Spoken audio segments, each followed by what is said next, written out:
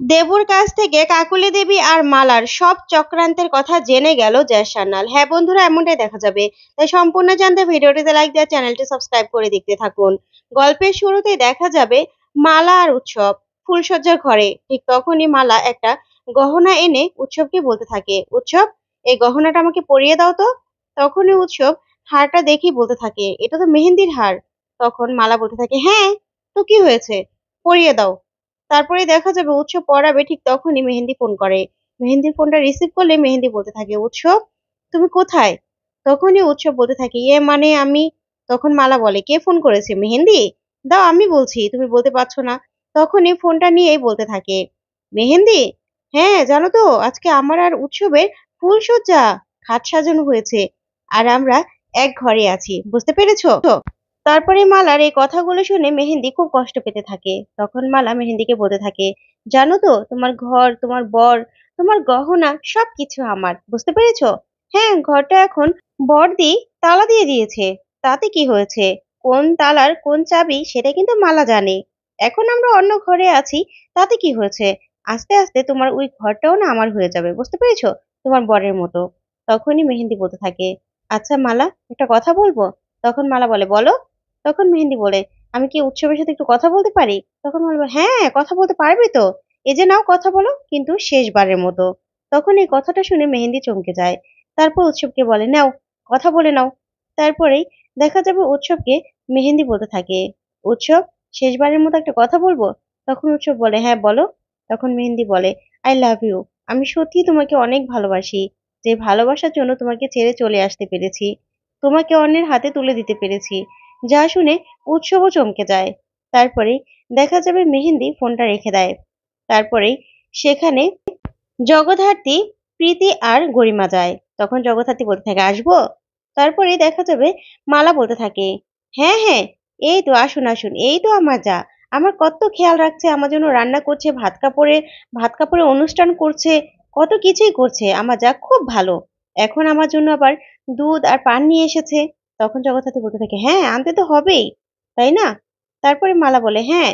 তারপরেই মালাকে জগদ্ধাত্রী বলতে থাকে, জানো তো মালা, তোমাকে না বৃক্ষরোপণ অনুষ্ঠানে একজন না আইডেন্টিফাই করেছে। তখন এই কথা শুনেই চমকে যায় মালা। তারপরে মালা তোতলাতে তোতলাতে বলতে থাকে, কি বলছেন বৃক্ষরোপণ, কিসের কি অনুষ্ঠান, আমাকে কে আইডেন্টিফাই করবে? আমি কোথাও কোথাও যাইনি, বুঝতে পেরেছেন?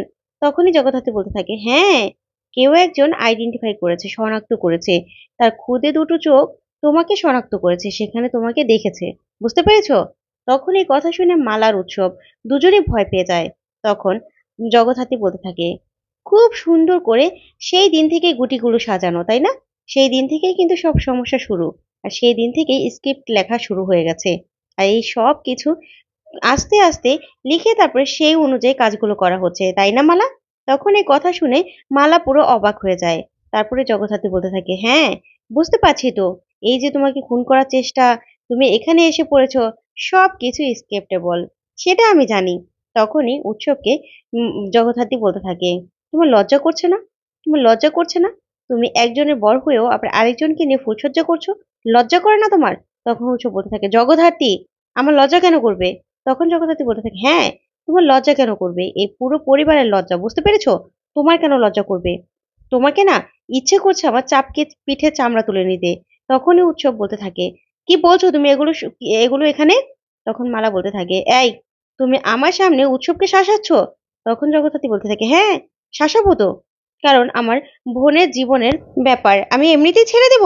এই বলে দুধের গ্লাসটা নিয়ে উৎসবের মুখে ছুঁড়ে মারে জগদ্ধাত্রী। তখনই উৎসব বলতে থাকে চিৎকার করে, জগদ্ধাত্রী। তখন জগদ্ধাত্রী বলে, একদম চিৎকার করবে না, বুঝতে পেরেছো, একদম চিৎকার করবে না। তখন মালা গিয়ে বলতে থাকে, তোমার এত বড় সাহস, তুমি এই ফুলসজ্জার রাতে উৎসবকে অপমান করছো? তখন জগদ্ধাত্রী বলে, শোনো, তোমাদের এই দুজনের নাটক নাম সব বের করে দেবো, বুঝতে পেরেছো? যা চাল চালছো না, সবকিছু যদি আমি শেষ করে না দিতে পারি না, আর তোমাদের এই খেলাটাও যদি আমি শেষ করে না দিতে পারি না, আমার নামও জেসান্নাল নয়, মনে রেখো। এই বলেই চলে যেতে লাগলে তখনই বৈদেহী মুখার্জি চলে আসে। আর এসে বলতে থাকে, তুমি আমার ছেলের ফুলসজ্জার ঘরে এসে আমার ছেলেকে তুমি অপমান করছো, এটা কিন্তু ঠিক করছো না। তখনই জগদ্ধাত্রী বলতে থাকে, এই তো আপনি চলে এসেছেন, আপনারই কমতি ছিল, বুঝতে পারছেন?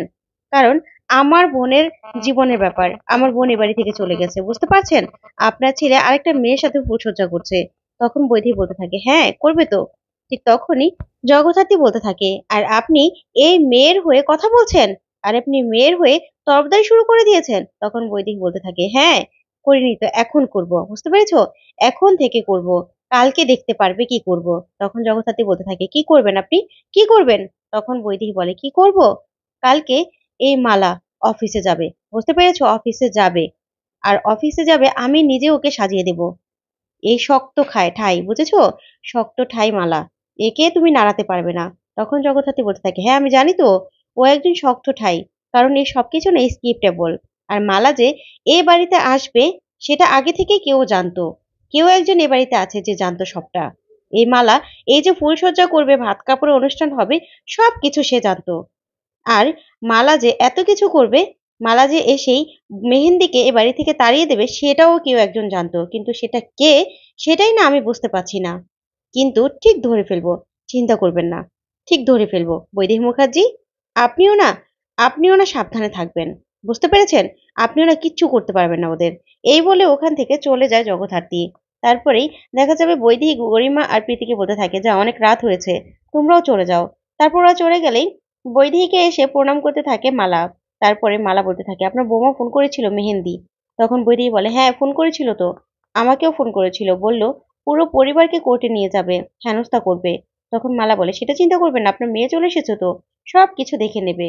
আপনি শুধু আমার দিকটা দেখে নেবেন।" তখন বৈদেহী মুখার্জি বলে, "হ্যাঁ।"